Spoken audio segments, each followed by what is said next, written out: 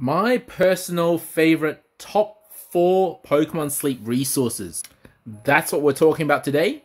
Welcome back to another Pokemon Sleep video. It's Bro Vinny here. As Pokemon Sleep has progressed for a few months now, some resources are being outdated, but some resources remain very relevant or continuously updated to remain very relevant and useful. And I'm here to talk about which of those resources I use the most often. The first one is the simplest one, the Candy Calculator by the guys at BLS-PNM. I actually don't know what BLS-PNM stands for, but that's the link. I'll leave a link to all these resources in the description below. My favorite thing about them is how simple and easy and elegant this calculator is for candy calculations. If you want to know how many candies it takes to level up your Pokemon, how many Dream Shards you're going to need to get to a certain level, this calculator is very accurate. This is how you use it. You tell the calculator what your current level is, how many more EXP to go to reach the next level. Then you tell it which level you want it to reach. So let's say I want to reach level 50, which is the current cap. And you do have to tell the calculator whether you're doing the Larvitar line, because Larvitar line has an increased amount of candies requirement for leveling up, being a pseudo-legendary. And I'm guessing this is going to apply to other pseudo-legendaries in the future, like Dragonite and so on. Then it will quickly output how many candies you'll need. The Pokemon-specific candies, that is, not your handy candies you need, because each handy candy is worth 3 Pokemon candies if it's Handy Candy S. And then how many Dream Shards you're going to need to help you plan for how many handy candies you might need to invest into this Pokemon. Additionally, you might want to click the Advanced button, which is not that advanced to be honest. Click it because you'll want to tell the app whether your Pokemon has the nature for EXP up, which means less candy required, or EXP down, which means more candy required. So if you're unlucky like me with an EXP down Larvitar, it's going to take me 2,000 candies to get it from level 10 to level 50. You can also add in some evolution requirements as you wish to add to this calculator. They do have a second tool, which is called Ingredient Finder. I personally don't find that as useful or as needed. The upside is it's very beautiful. You just go into Ingredient Finder, and the way you use it, you can read through this yourself, is you click on the dish and it'll tell you which Pokemon will create the ingredients for that dish at base level. It's useful if you just started out the game. It'll even tell you based on the color of the background. So for example, yellow is ingredient specialist, whereas green is berry specialist and blue is skill specialist. So the ones that you're after are either the ingredient specialists to drop the necessary ingredient, or one with an orange shadow underneath, which means that it has ingredient magnet S as a skill.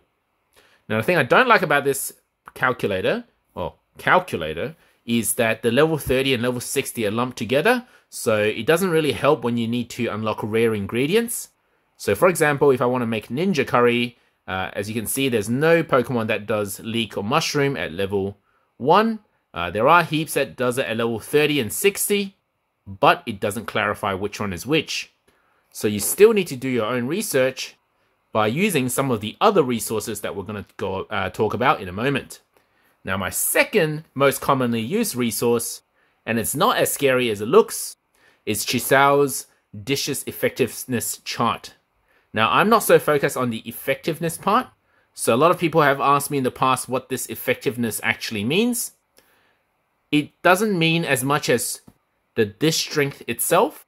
All it means is that the dish strength is divided by how many ingredients is in that dish. But of course, if you're inputting a lot of high strength ingredients, it's going to be quite high. And it makes sense for the tail curry to be at the top, because Slowpoke tail inputs 300 plus extra strength per ingredient compared to other ingredients, which is about 3 times more than other ingredients. But really, most importantly, you just want to cook the highest strength possible based on whatever you can cook. So generally, I advise to just ignore the effectiveness part and focus on the beautifully charted ingredients needed for each dish. And as a general rule of thumb, the more rare ingredients like mushrooms and leeks and tails or potatoes, And the more complex the dish, in other words, needing more variety, the better the strength overall. So normally you want to avoid cooking anything that requires only a single ingredient because overall they will provide the lowest recipe strength. And the other amazing thing about this new chart, and I say new because it's relative to the last time I talked about this on YouTube, is that it also tells you which ingredients are most used for this dish type and least used for this dish type. So if we go over to desserts, a lot of you may have noticed by now that a lot of ingredients are never used for desserts and some are rarely used for desserts. Meanwhile, things like honey, milk, cacao, and fancy apple are heavily used in desserts. You can find these charts in my Discord under Quick Guides, which is my third favorite resource in this game, because these charts are tailored to my personal needs. But I say that a lot of people actually like what I like as well. You can also find the candy calculator in my Quick Guides, which is right here. You just have to click this link. And this is one of the most commonly used charts as well. Originally made by a Japanese creator, we translated it. Unfortunately, it hasn't been updated by the Japanese creator. We're going to try and update it ourselves. And by update, I mean adding new Pokemon that have been released. So what these charts are is the first time that a species appears in that area, so ignoring sleep styles, so it's just the first time that species appears, so you can see the minimum requirement to meet that Pokemon. So if you really wanted to see a Raichu, then the only way to get it in Greengrass Isle would be to hit Master 4 in Snoozing. But if you're after the details of the sleep styles that you can encounter for each tier, then you'll want to hit up one of my other favorite resources, Cerebi.net. And I find the quickest way to do this is just Google Greengrass Isle Pokemon Sleep and just look for Cerebi. I personally don't like Cerebi's search function myself, so I just use Google, then I head in, and you can see all the Pokemon that appear and their sleep styles. To know what tiers these sleep styles will show, you scroll to the bottom here and it will tell you what sleep styles will appear at each strength. So if I was after a Slarking that's 4 stars, then it will be Slarking a top belly, which is Master 12, in order to be encountered. Of course, it's not guaranteed. There's still some RNG involved, but that would be the minimum requirement to get Slarking a top belly sleep. So the difference between this and the Japanese infographic that we saw earlier is that this one includes each sleep style of every Pokemon. So that's 3 to 4 sleep styles per area. Whereas the Japanese one only includes when the Pokemon will first spawn for you to be able to catch it. So which resource you use depends on what you're after. But the real advantage of Cerebi.net is that it's always updated. In fact, sometimes we get the info before it's even released in the game. Like, for example, shop it during Halloween week. Whereas infographics tend to get outdated relatively quickly. A number of other things I like to use Cerebi.net for is to know at what level a Pokemon evolves for each of its stages of evolution, how many candies are required, the amount of Dream Shards and candies gained for the sleep style, to see what specialty a Pokemon is and what skill it has. But one thing that it doesn't do as good is actually tell you how the ingredients are distributed. And by that I mean, so we know that using Cerebi.net, the first ingredient is always the level 1 ingredient, the always unlocked ingredient. But it's an RNG regarding the second ingredient and the third ingredient. And whether it falls into the level 30 slot or level 60 slot is not explained very well by Cerebi.net, which leads me to the next amazing resource, that is Rainen X Calculator. And this one is for those of you who really want to understand the game. Because over at Rainen X Calculator, you can actually see that Bulbasaur cannot actually get Potato at level 30. It can only get Tomato as a second choice, or it can get more honey. And it can only ever get Potato at the level 60 slot. So it's a lot clearer than Cerebi.net in this regard.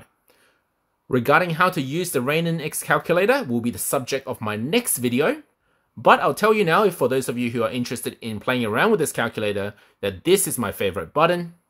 Click on that and you'll get these 3 choices. We've talked about skill trigger analysis in one of my previous videos. This one here will explain how to use the skill trigger calculator.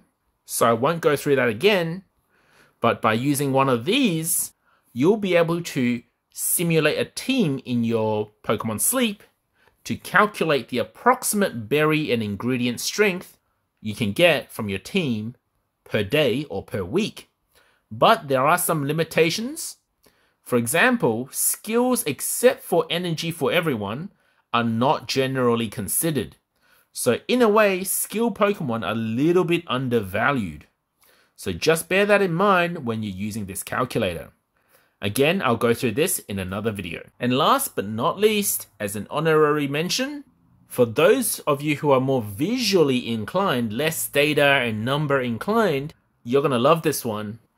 If you've ever wondered whether there's one graphic that can summarize every Pokemon's evolution level. So for example, one graphic that can show Bulbasaur, Charmander, everything's evolution at once. My favorite one currently has got to be the creator at Ditto Wave.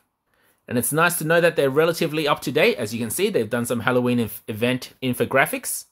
So as I was saying earlier, there is one chart that shows every Pokemon's evolution level.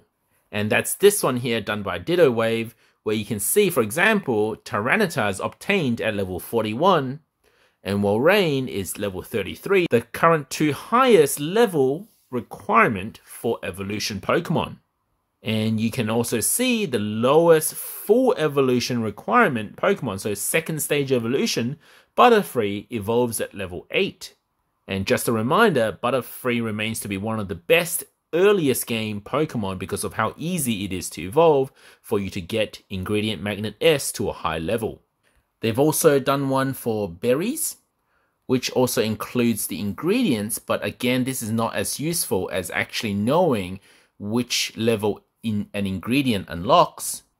But on a subsequent chart, you can actually see that. So for example, Ditto will only unlock this Slowpoke tail at the level 60 slot, and remains to be the only ingredient specialist that actually drops Slowpoke tail. So if we compare that to Slowpoke, Slowbro, and Slowking, even though they do drop Slowpoke tails, it's their tail, right? But they are not ingredient specialists, they are skill specialists. And I love their obsession with Ditto. There's a Ditto in every infographic. And that's all I have to say for today, guys. Hopefully these tools will help you advance your game, just like it did for me. Let me know which one's your favorite in the comments section down below, and I'll see you in the next video. Don't forget to like and subscribe.